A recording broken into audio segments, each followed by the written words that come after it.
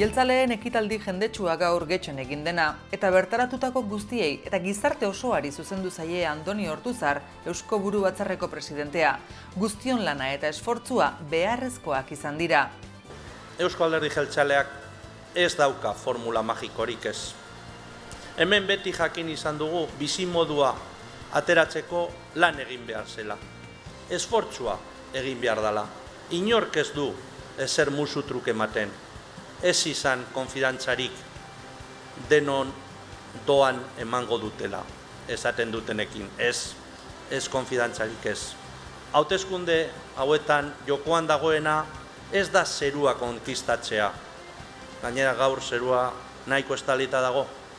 Jokoan dagoena hementxe dago lur honen gainean. Euskadiko gobernua, etorkizunari begiratu nahi dion herria. Iñigo Urkullu lehendakarigaiak behin eta berriz esan duen bezala, Ortuzarrek ere azpimarratu nahi izan du, Euskadi ez dela oasi bat, baina egoera, pixkanaka eta lan askoren ondorioz hobera doala. Ildo beretik, Bizkaiko zerrendaburua Josu Erkoreka. Ez dugu lan guztia guk bakarrik egin, jakina. Denon alegina eta laguntza behar izan ditugu krisialdiaren urterik latzenak gainditzen hasteko. Gizartearen laguntza behar izan dugu, bai, eta beste erakundeen laguntza baita ere, eta baita adosteko prest egon diren alderdien laguntza. Edonola ere, lortutakoa ez da nahikoa. Ez gaitu asetzen. Aurrera begiratzen jarraitu behar dugu. Euskadi eraikitzen jarraitu behar dugu.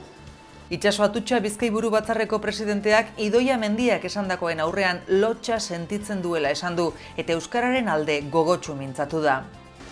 Euskara ezote da ba Euskadiko hizkuntza ofiziala. Ezote da gaztelania bezain ofiziala. Edota izango ete da Idoia Mendiarentzat bigarren mailako hizkuntza bat dala. Non gelditu dira administrazioaren gana joateko orduan bere hizkuntza propioan hitz egin nahi daben herritarren eskubideak.